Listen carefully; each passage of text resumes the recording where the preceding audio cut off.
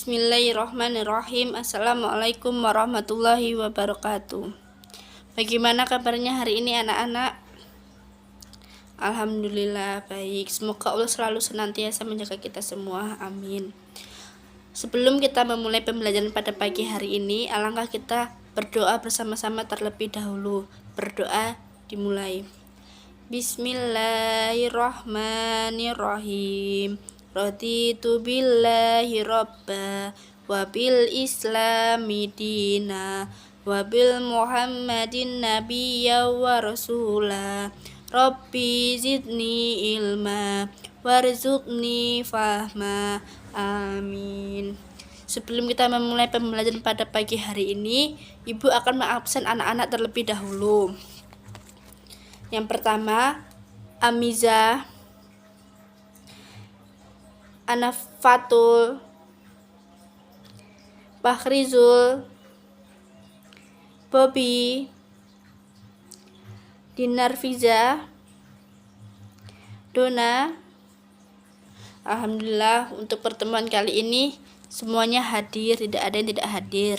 Nah, sebelum Ibu menjelaskan materi pada pagi hari ini, Ibu akan bertanya kepada anak-anak terlebih dahulu, adakah yang masih ingat pembelajaran pada minggu lalu?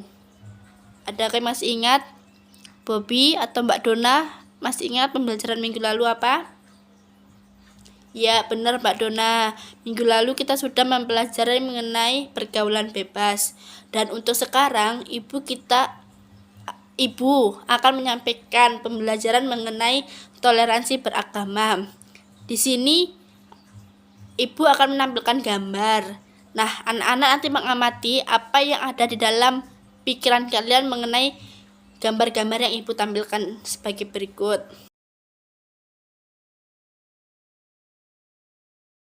Apa yang ada di pikiran kalian mengenai gambar-gambar tersebut? Ya, gambar tersebut menampilkan beberapa orang yang ada dalam foto saling bersalaman, kemudian ada beberapa orang yang berbeda agama. Nah, di sini Ibu akan menyampaikan mengenai toleransi. Toleransi yaitu sikap atau sifat saling menghargai dan menghormati antara kelompok dan antar individu di dalam masyarakat atau lingkup lainnya. Dan toleransi ini digunakan atau dapat digunakan untuk menghindari adanya perbedaan di tengah masyarakat atau kata lain diskriminasi, walaupun perbedaan itu ada nyatanya. Sedangkan untuk toleransi beragama yaitu sifat atau sikap saling menghargai antar umat beragama. Di sini maksudnya bagaimana? Umat beragama, misalnya A beragama Islam, kemudian B beragama Kristen. Kita saling menghargai. Kita sebagai orang Islam, sebagai A yang beragama Islam, saling menghargai yang B sebagai agama Kristen. Bagaimana? Yaitu memberikan keluasan untuk dia beribadah sesuai ajaran agamanya dan kepercayaannya masing-masing. Begitu juga kita menjalankan agama kita yaitu agama Islam sesuai ajaran agama Islam dan kepercayaan kita masing-masing. Nah, itu yang dikatakan toleransi. Kemudian toleransi ini dijelaskan di dalam surat Al-Kafirun ayat 1 sampai dengan 6. Bismillahirrahmanirrahim. Qul ya ayyuhal kafirun la a'budu ma ta'budun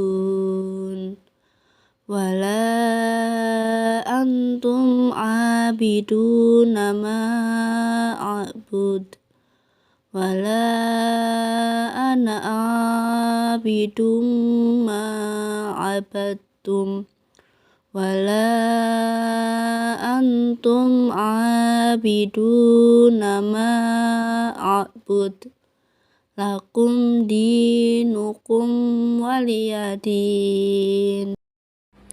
Artinya, Katakanlah Muhammad, wahai orang-orang kafir, aku tidak akan menyembah apa yang kamu sembah, dan kamu bukan penyembah apa yang aku sembah, dan aku tidak pernah menjadi penyembah apa yang kamu sembah, dan kamu tidak pernah pula menjadi penyembah apa yang aku sembah. Untukmu agamamu dan untukku agamaku.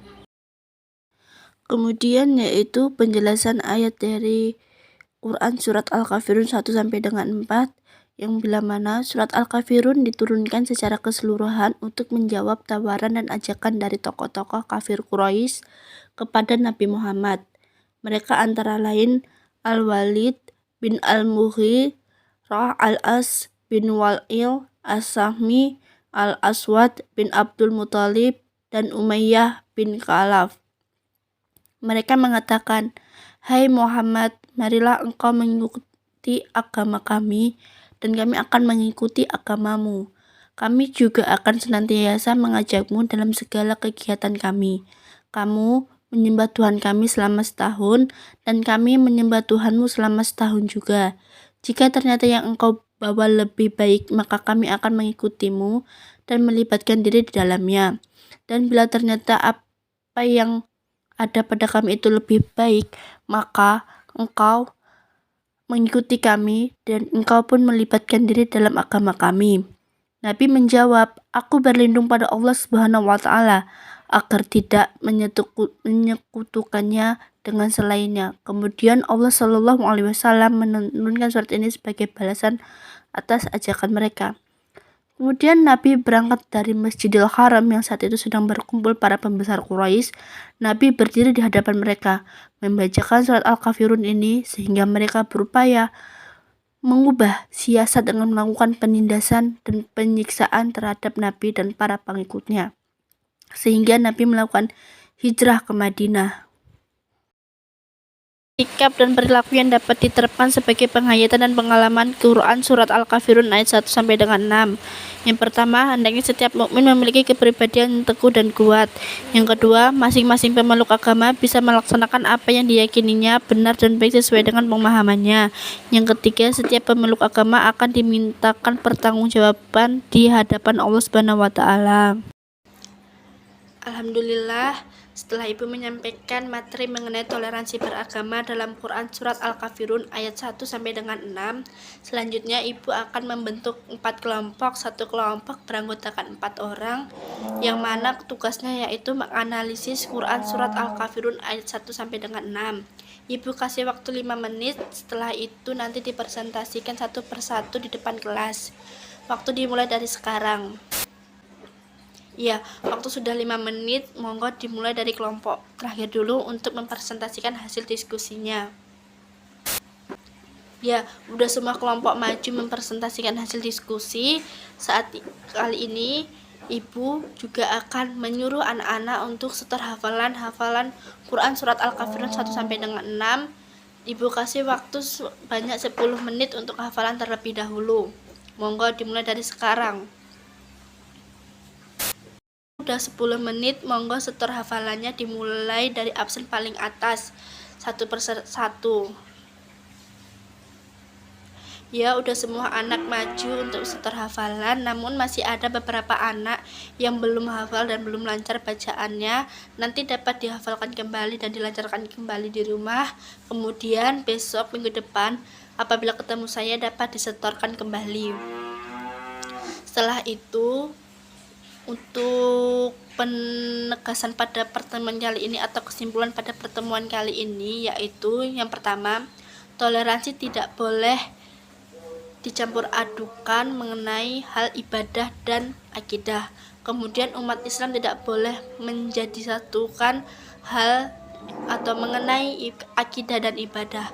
Kemudian tata cara ibadah sudah ditentukan oleh Allah Subhanahu wa Ta'ala dan Nabi Muhammad Shallallahu Alaihi Wasallam.